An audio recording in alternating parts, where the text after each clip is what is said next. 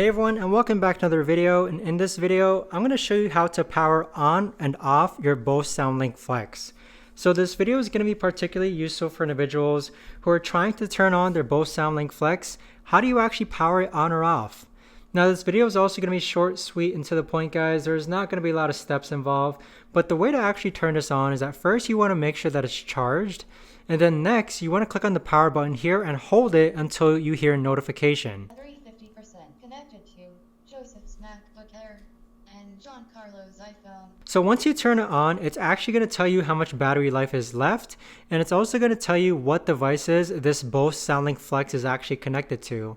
Now in order to turn it off, you just need to press and hold the power button again, and then it'll shut off. Now keep in mind though that your Bose SoundLink Flex is actually set to automatically turn off after 20 minutes of inactivity.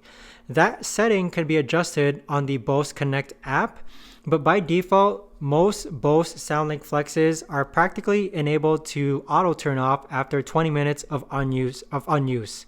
So that right there, guys, is the best and easiest way that I know of to actually go ahead and power on or off your Bose SoundLink Flex. If you guys know of a better or easier way to actually do this, let me know in the comments down below. I would love to know.